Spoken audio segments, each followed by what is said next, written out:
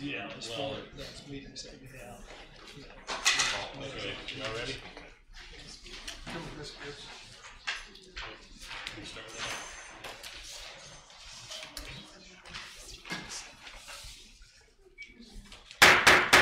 Call to order the meeting of the Greenwood Common Council on Monday, December the 17th. If you would please stand with me for the Pledge of Allegiance and remain standing. We'll be led in prayer this evening by Daniel Coffey, the Indiana State Police Staff Chaplain and a Greenwood resident. I pledge allegiance to the flag of the United States of America and to the republic for which it stands, one nation, under God, indivisible, with liberty and justice for all.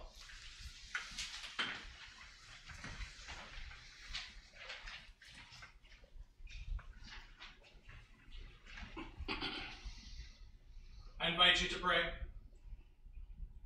Almighty God, our Creator and Redeemer, during this bountiful and beautiful season of the year, we turn to you with grateful hearts and minds for the many blessings of life which have been abundantly bestowed upon our community.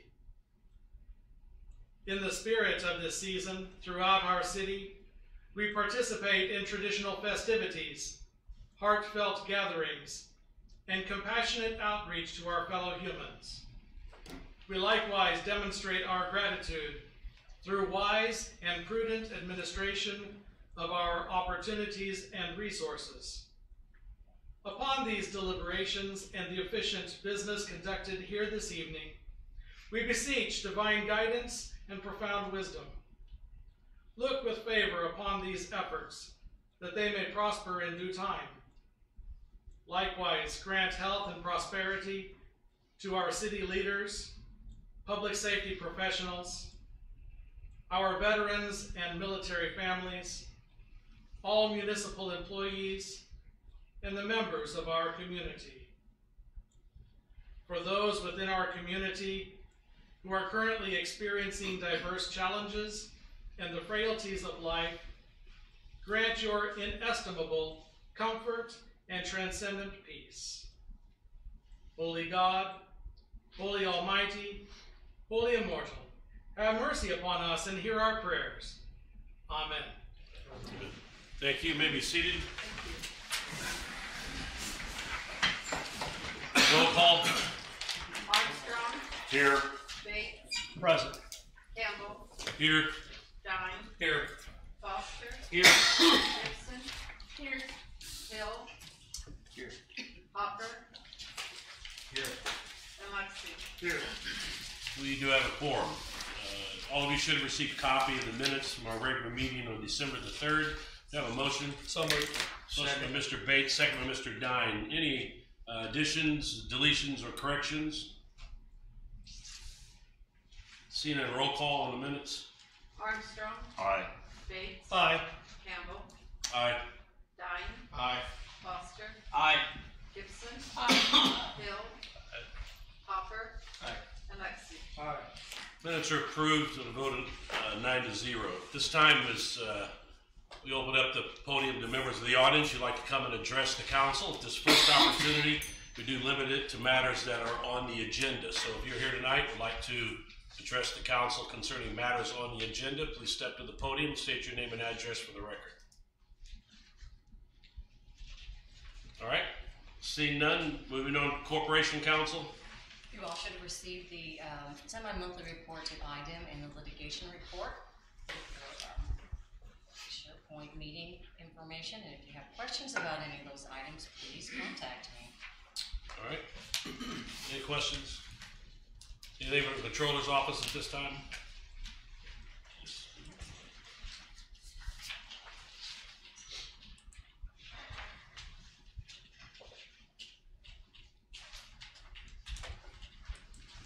Sent out last week, and it should be included in your packets, a copy of the carryover list request for carrying over POs that were still open at the end of 2018 that we're waiting on being invoiced for. So I'd like to request the council's approval of those carryovers, please. I so moved. We have a motion by Mr. Bates, second by Ms. Gibson. Any discussion on those? Just as long as they know if All in favor, say aye. Aye. All opposed? All right, passes, thank you.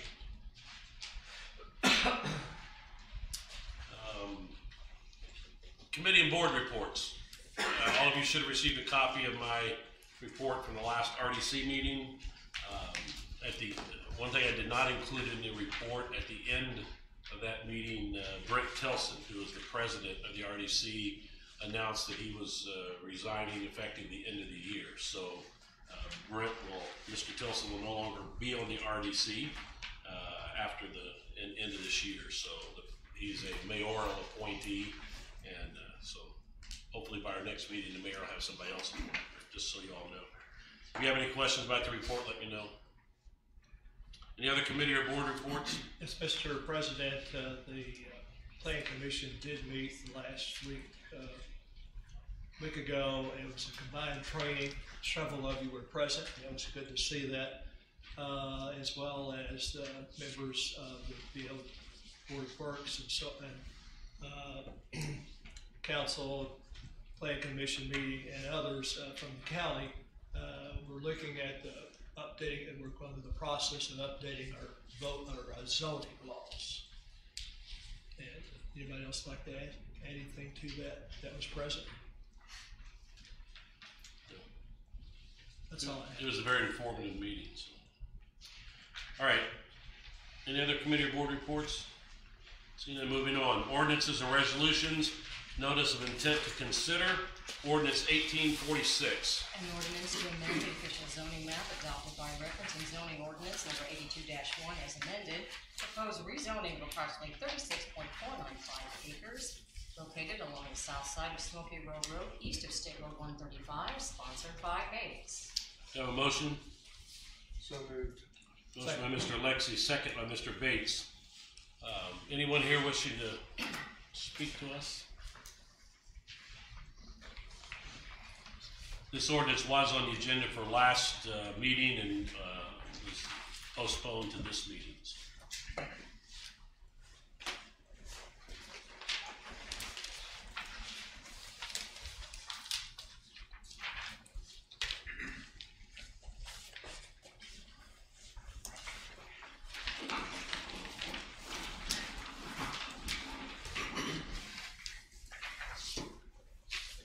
Mr. President, members of the council, my name is Russell Brown. I'm here with the law firm of Clarkman, Moses, Scott & Huron, 320 North Meridian Street, Suite 1100 in Indianapolis. As you know, I represent the petitioner on this ordinance. A couple maybe housekeeping things. One is we did submit to planning staff a modified legal description, which would shrink the area that's subject to your petition tonight, removing approximately 1.74 acres, which would leave out that outlot, which was shown on the site plan. There was some questions about why that was included in the rezoning ordinance. So we did submit that revised legal, which would remove this, take this matter down to 34.76 acres. So obviously, at your pleasure, that would be something that could be an amendment here tonight. I did provide to you, as requested last time, I did provide to you a rendering showing a perspective of this proposed development. This is a proposed perspective from the west, looking west, from the Smoky Row public right-of-way. As I mentioned in my presentation last time, it's important here, we believe, to remember that this is an infill or transitional development, moving between single family to the east and then the existing commercial to the west. You can see in this perspective, you can see the back of the existing Kroger there, and that is what residents here, what we're trying to infill develop around. So I think that's important from a perspective for you to see. This does show a masonry construction, which we believe obviously has not been through any sort of design review, but we believe complies with the obligations of your ordinance. I know that we've made available to you or gave you information about visiting the Camden Oaks property. I know Councilor Gibson indicated that she was going to be going. I hope all of you got an opportunity or were able to tour that property. One of the things that you'll see on this perspective, on the left-hand side of the perspective, is those units do exist at Camden Oaks. Those are what backs up to I-65. For all intents and purposes, it looks like the front door. You drive in through down the public right-of-way, do not look at that as being the back side of the building. That's on purpose to give that front door view from the public right-of-way. And that is what's proposed here at this location. One other point, and I'm happy to answer any questions. There was some concerns raised at the last meeting about saleability of this type of product. Again, as a reminder, this is a for-rent product. You have one proposed developer, owner, manager who would be here. This is not a for-sale product. There is not, but part of the reason Redwood's been so successful to grow from a company of about 3,000 units just 7 or 8 years ago to more than 10,000 units is that they are unique in the marketplace in this type of product. Single story, 2-bedroom, 2-bath, attached garage. They don't have any competition at this point. And so the saleability or the marketability, we believe, there's been significant demand here in Greenwood and in Johnson County for this type of product. Generally, as I mentioned at the Planning Commission, generally those buildings are almost leased up before a final certificate of occupancy is issued for a unit. So they are done building by building. There is often a waiting list for these locations for this product. So, we believe this is an in-demand product. Redwood has been anxiously looking for an opportunity to come to your community for a number of years and believes this is a great opportunity to do so. With that, I'm happy to answer questions that the council has. Or otherwise. All right, any questions for Mr. Brown? In the location where you already exist, do you have full occupancy there, and how many units are there?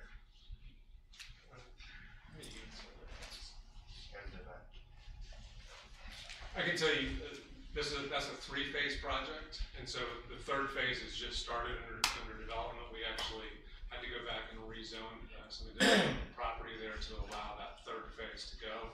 That was just completed in this calendar year. So, yeah, Camden is renting out pretty well. Josh covered it from American Structure Point. I believe there's over 200 units there. I'm not sure. Last I checked, I know it was over 80 or 90% rented out, but I haven't checked that in several months, so they're doing well. So apparently for sellability, you obviously did some research and so forth to determine that this is a good market, a good area for such a development. that's correct, and part of the goal here is to be close enough but not too close. You want to be close to your other existing products because then you get some economies of scale through maintenance and some of those things by having close, but not being so close that you're cannibalizing off of the similar product. The price point here would be higher than it is at Camden Oaks, so you're likely not going to attract the same tenant. At Camden Oaks, you're attracting a lot of those residents, a lot of those young professionals who work across the interstate at the hospital. So that's part of the attraction of that location. We believe this will be a location where you will see folks downsizing and no longer want the obligation of maintenance, but want to be close to the things that Greenwood has to offer to their grandkids, children, and the opportunities to continue to interact with them without having maintenance obligations. And that's what we've seen in a number of locations is folks downsizing from homeownership to rental. All right, any other questions? All right, thank you, Mr. Oh, sorry. Mr. Lexington? I suppose as a formality, we should amend the acreage. I propose the amendment to change 36.495 to 34.76. We actually have the revised legal, and it's 34.755, Okay, so.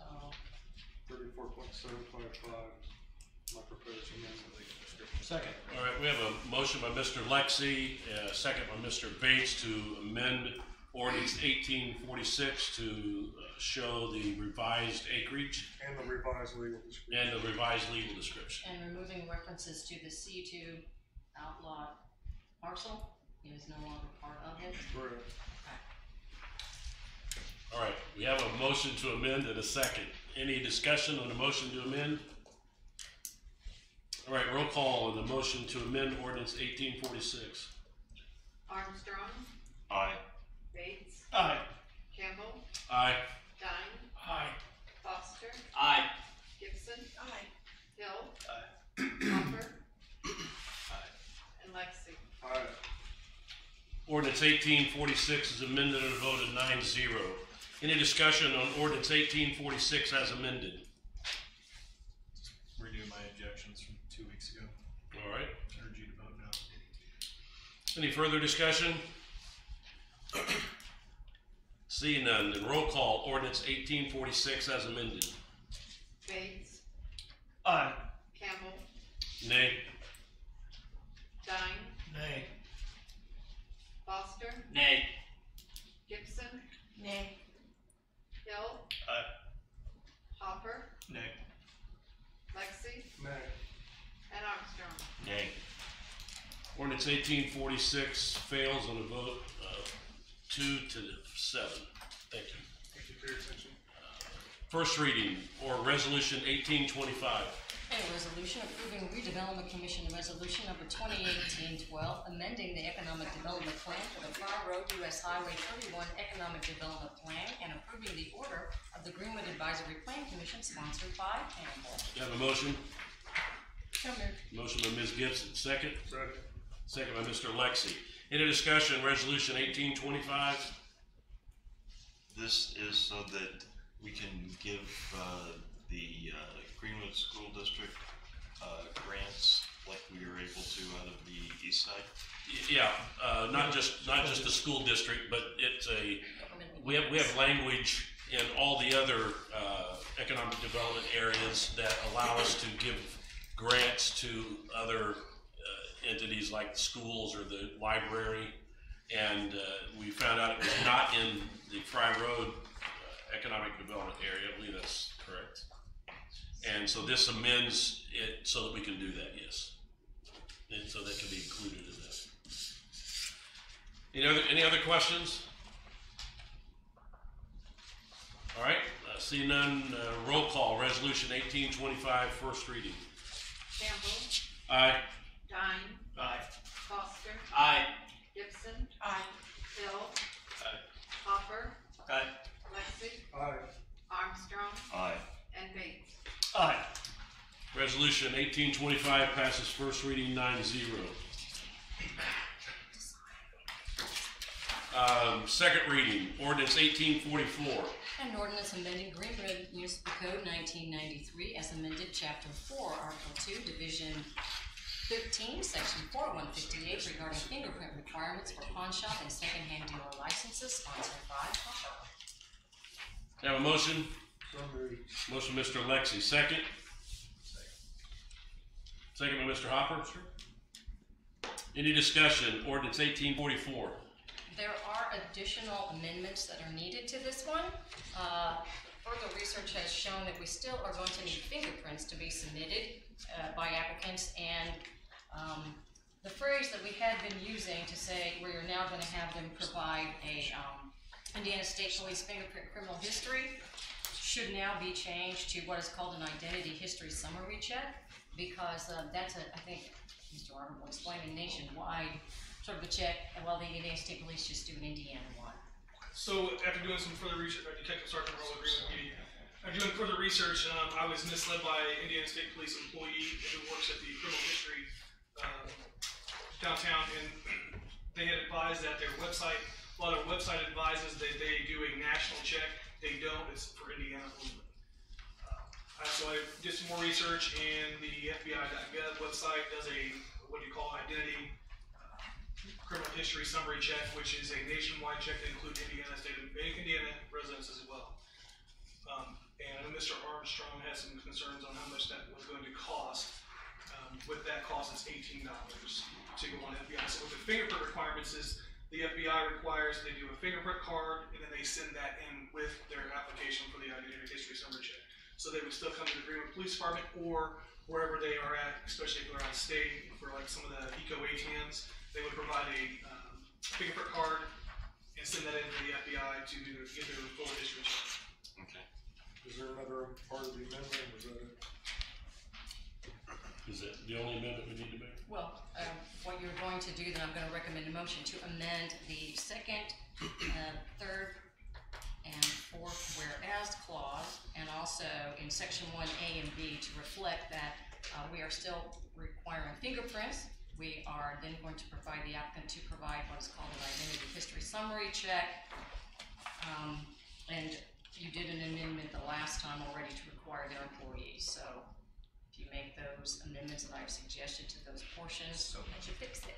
We have a motion to make those amendments. We have a second, a motion by Mr. Hopper, second by Mr. Lexi. Any discussion on the motion to amend ordinance 1844? Seeing none, roll call on the amendment. Dine, Aye. Foster, Aye. Gibson, Aye. Hill, Aye. Hopper, Aye. Lexi, Aye. Armstrong, Aye. Bates, Aye. and Campbell. Ordinance 1844 is amended on a vote of 9-0. Any discussion on ordinance 1844 as amended? Seeing none, roll call, second reading, ordinance 1844 as amended. Foster, Aye. Gibson, Aye. Hill, Aye. Hopper, Aye. Lexi, Aye. Armstrong, Aye. Bates, Aye. Campbell, Aye. and Dine. Aye. Detective Sergeant Arnold, do we have a mechanism by which we can let them know that we passed this and they need to comply with it? Keep it. Yes, I plan on going and making, having the chief sign letters and send them all out to everybody to let you know they need to change the way they do things. Thank you.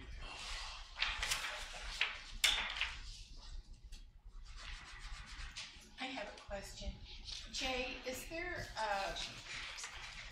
some kind of an inspection that has to happen before those types of businesses open? So should we have some kind of information in that packet if there is such a thing to alert them?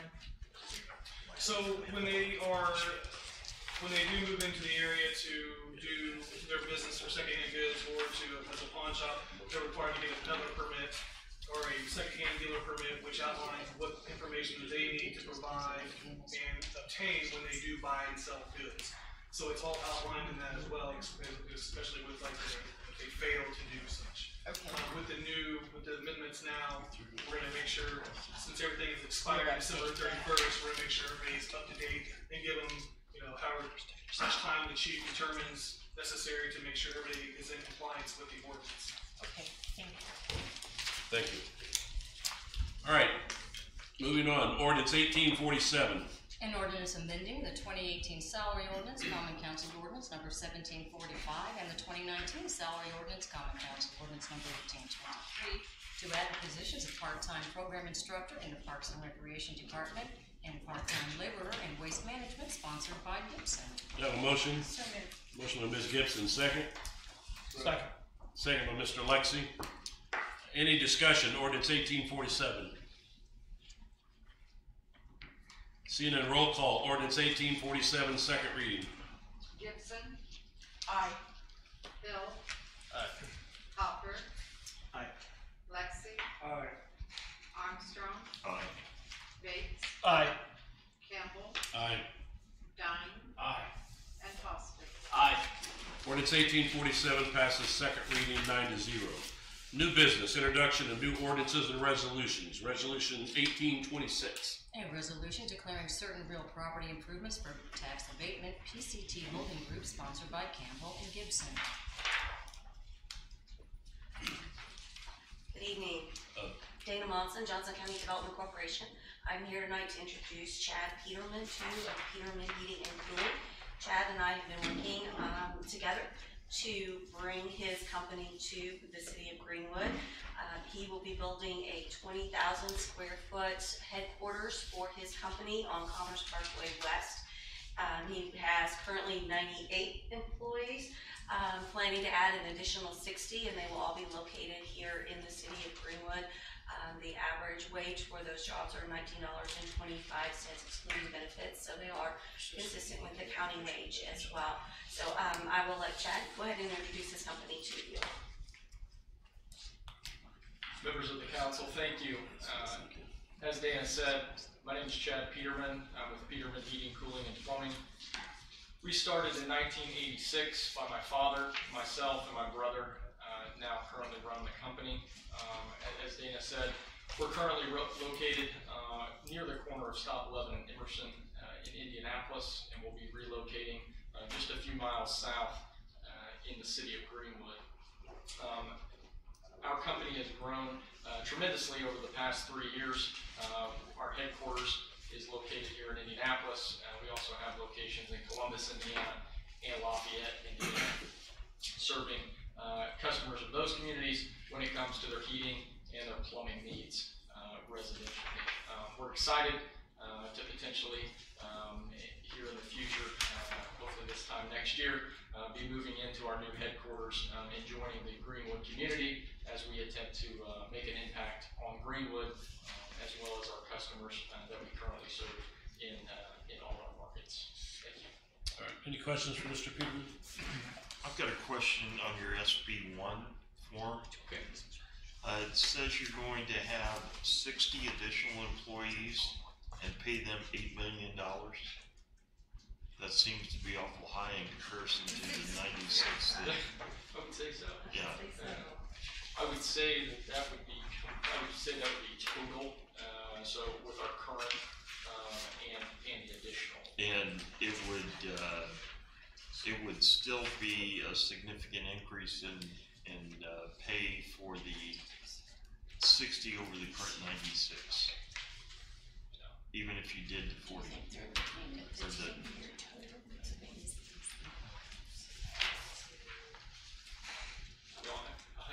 We'll have to look at that to confirm that exactly what the correct number was. Yeah, if you could take a look at that and let us know at the next meeting, that'd be great. Yes, no problem at all. Thank you. One question I had, typically when someone is asking for tax abatement, they typically go with a 10-year tax abatement. I notice here you're only going with 5. Is there any particular reason you applied for 5 as opposed to 10? That was when we were looking at the cost and the investment that Mr. Peterman would be making into this, and discussing with the mayor, we felt that a 5-year was an appropriate amount. We did a 5 for express employment. Yeah, they didn't build, but we did it for them because they needed the capital up front. It's very close. So. All right, any other questions? All right, thank you very much.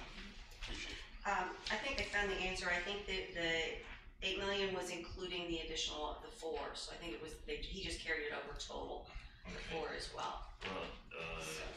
So we'll get the exact numbers and we will have that clarified. All right, with the first thank you reading. very much. All right, resolution 1827. A resolution requesting the state legislature for a local option 1% food and beverage tax in the city of Greenwood, sponsored by Campbell. Mr. Knight. All right, so this is a request for the state legislature to allow the city of Greenwood to have a local option food and beverage tax. Right now, we are looking at this year, the DLGF is predicting we're going to lose about $1.7 million in property taxes to the circuit breaker credits. Since they went into effect in 2009, Greenwood has lost approximately $8.3 million.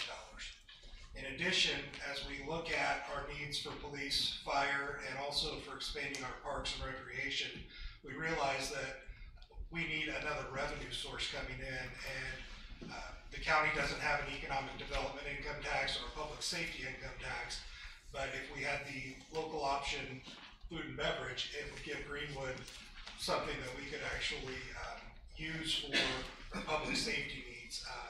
Particularly our staffing, both for fire and police. We want to eventually be able to build Station 95 and staff that, but right now our fire fund just doesn't have the capacity to take on another 12 firefighters. So we believe that this request to the state legislature, should it be approved, would generate for the city approximately $1.4 million in the first year. And as we grow and expand and as our restaurants are utilized, we have major highway going by on 65, plus we have State Road 31 and 135. So we have a lot of traffic from people also outside of the city who come in and spend money at these restaurants. So they utilize some of the services. We'd like to have a chance to recover some costs of service as well. All right, if I understand this correctly, this is called a non-binding resolution? Yes. Okay. Yes, basically. We're just, Mr. Bates brought this up at our last council meeting, and this is just a resolution from us expressing our position as a council that we would like to have the option to generate a 1% food and beverage tax. If the state granted it, that option, that doesn't mean that automatically a tax would go into place. At that point, the council would have to vote to create the new tax. Is that correct? Do I understand that right? Yes. Okay. So this is just a resolution asking the state for us to have the option to create a 1% beverage tax. Right now, we don't have the option. And I do know, because believe it or not, I eat at restaurants a lot. And sometimes I go to the same chain and buy the same thing. And I know if I buy it in Indianapolis, I pay 1% more than I do if I buy it in Greenwood. So in the past, when this has come up, there's been people that have said, well, you're going to run all the restaurants out of Greenwood and we add this tax. We won't, because it already is being paid in Marion County, and there's a lot of restaurants that have gone in Marion County just on the north side of County Line Road. To that point, actually, just down here, Martinsville and Mooresville both have 1% food and beverage taxes. You have Nashville has a 1%, Brownsburg has a 1%, Westfield, Zionsville all have 1%, Carmel has 1%. So there are a lot of communities in just surrounding Indianapolis that have it, as well as some that are further away that have more of a tourist-based economy, like Shipshewana. So this really gives us a fair playing field with a lot of these other communities that have already gotten this. Yeah, and again, if this doesn't create a 1% food and beverage tax, it just asks the state to give us that option. Mr. President, it's my understanding that all the donut counties other than us around Marion County already have this in place. And I wonder if we would, as a council, would consider suspending the rules and getting this passed through tonight so that it's ready and there in the State House when the legislature starts meeting. Do we, along with that, is there anybody who will be carrying a bill for us? Representative Burton carrying a bill asking for a 1% food and beverage tax? That I don't know. He would be the logical person, as he represents Greenwood, to carry that bill. Yes. Jack Sedman. I think this is a pretty significant issue that I would like to speak with many constituents about. I'm not in favor of suspending the rules. All right. I'd second your motion though. We get it through one reading. Maybe. We do have a motion to suspend the rules through first reading by Ms. Gibson, a second by Mr. Hopper. Any discussion on suspension? Mr. Lexi stated his opposition. Any other discussion? All right, seeing none, roll call on suspension. Hill. Aye. Hopper. Aye. Lexi. Nay. Armstrong. Nay. Bates. Nay. Campbell. Aye. Dine.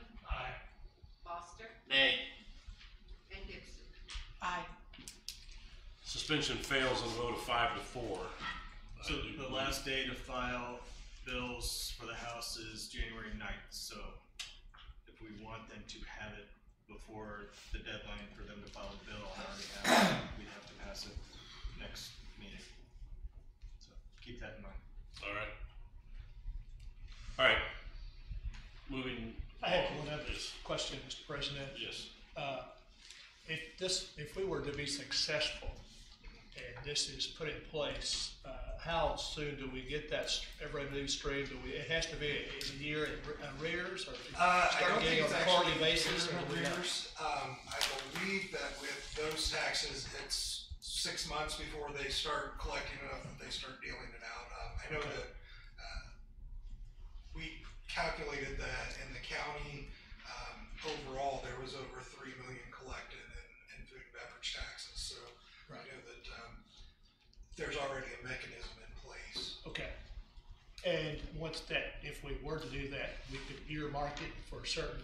Exactly. It would have to be put into its own fund. That fund would have to be created by ordinance by this council, so you could actually limit what those funds could be used for. Good. All right, thank you. Miscellaneous business, council. All of you should have received a copy from the clerk of the proposed meeting dates for 2019 for the Common Council. Any questions about that? Do I have a motion to approve these dates? So moved. Motion by Mr. Bates, second. Second. Second by Mr. Dine. Any discussion? All in favor say aye. Aye. All opposed? Those dates are approved. I'm sure most of you know that the dates with an asterisk means that it's not on a Monday, and I believe all of those are on a Wednesday. We don't have council meetings on Monday night before elections, and Labor Day and President's Day, I believe, are the reason for the other two. So. All right. Also, at our next council meeting, the first council meeting of each year, we have some appointments that we make every year because they're annual appointments. Right now, I think those would include the Plan Commission. Mr. Bates currently serves that. He is filling in for the rest of this year. We'll also have 2 appointments to the Redevelopment Commission. Ms. Gibson is filling in the last part of the former council member's term, and then I'm the other appointment, the Johnson County Solid Waste District Management Board, and I don't think that we have an appointee to that right now. I'm sorry. Mr. Lexi is our current appointee. I apologize. And then the social, which I believe Ms. Gibson serves as our appointee to the social, and then the Greenwood Community Development Corporation, Paul St. Pierre. So we will get in touch with Mr. St. Pierre, and I think the rest of us are in the council. So we'll get in touch with Mr. St. Pierre, see if he's willing to continue, or if you all have someone that you would like to nominate, we'll need to do that at our next council meeting. So it would be a good idea that if they would be at our next council meeting, if you'd like to have them appointed. So just so you'll know that we'll do that at the first council meeting of the year. Do we have an EDC nominee? We do, but it's a 4-year appointment. Randy Gooden, actually, aren't you? Yes. And it expires in 22. So, yeah, we have a Board of Zoning Appeals appointment. It expires at the end of next year, and we have a few others that but though these are the ones that are expiring and are coming due next year. So, all right. Anything else from the council? Yeah, I think we've heard this comment before about eastbound Worthsville Road at 31, and I think we've narrowed it to 2 lanes. One lane that basically, the right lane can either go straight or go south on 31. The left lane is a turn lane, and I don't know the truth or veracity of this statement, but only 3 or 4 cars are getting through in the amount of time that the light is green for the eastbound traffic there. And I know alteration or addition of a lane probably be a big deal, but can we look at the timing of that light? What's that? INDOT. It's actually an INDOT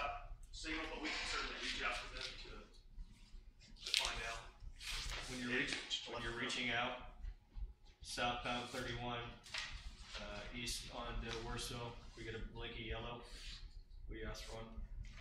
Last year. Relay that to me. Cause you wait a good 3 minutes, 4 minutes for a light if you miss that one, and it's ridiculous. Nobody is coming half the time. In addition to the statistic, that 3 or 4 cars are only making it through, the line backs up so long that it takes 20 minutes to get through the line across 31 in the morning. Alright, thank you, appreciate it. Thank you, Mr. President, Johnson. Paul Yes. Daniels here. Uh-oh. Daniel, can you give us an update on what happened with the stop signs that have the solar power there at Serena Way, why they stopped working? Because there were a lot of cars that, well, there's still several cars that go through that without stopping, but having that flashing does help to get their attention. Do you know what happened with that last week? To be honest, I do not. I know that they do tend to work better, but certainly But there was no power to either one of them, not this weekend, but the weekend before. I'll certainly look into it to find out why. Okay, they were covered with snow. Terry, you understand that? I can answer that. One is working properly. We had the actual contractor had the manufacturing sign come down to look at the, I think the southbound is working properly. I think it's the northbound one is inoperative. Was that a solar issue, Terry? They don't know what it is yet. They've taken it back to try to determine what it is because I think this was their third trip out. And I think the last discussion we had is, just replace the whole thing if you can't send the tech out to repair it right the first. Well, the northbound and the southbound, neither one were working, but the individual red light that's a little distance prior to those stop signs, they were. But they were out all weekend, and I think they were still out a good part of Monday, and then you're right, the southbound one did start working. Thank you. They owe us an answer, I haven't heard back. Okay, thank you. I read that in an email last week. Thank you. All right, anything else from the council? Yeah, your in-biz request that went through the RDC. Yes. Because we are the first, we're paying the entire,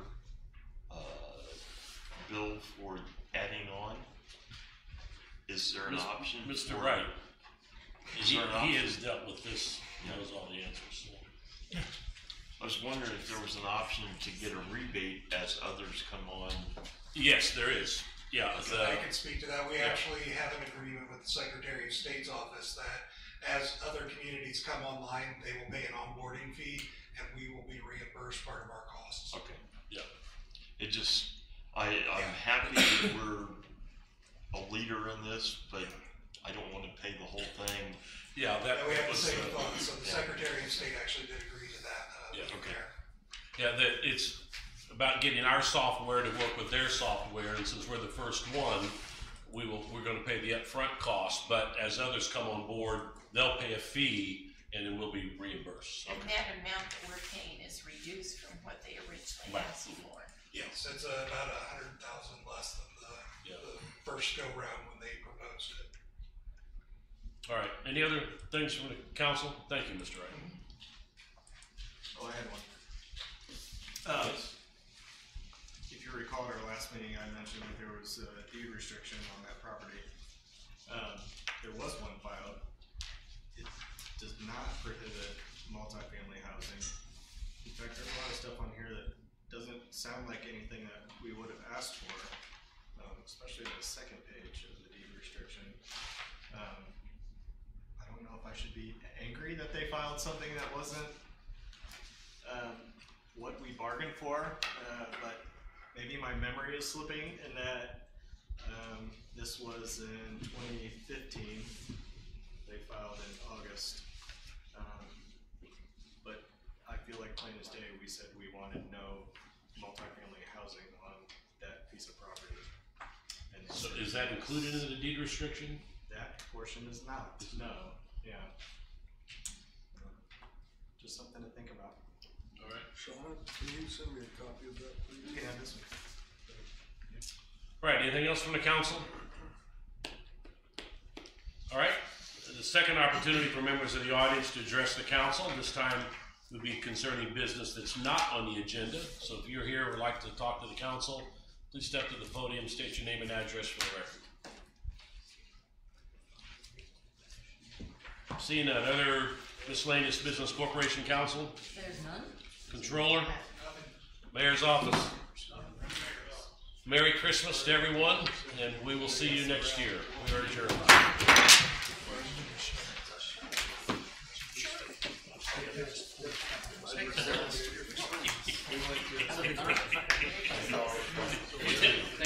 We increased the number of people in the council. You want to talk about that fire department? Mr. Marmaduke, would you hold up the segment?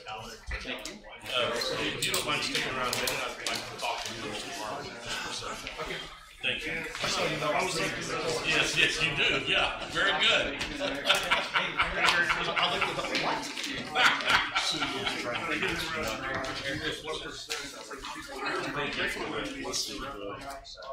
I do it 75%, it'll be up to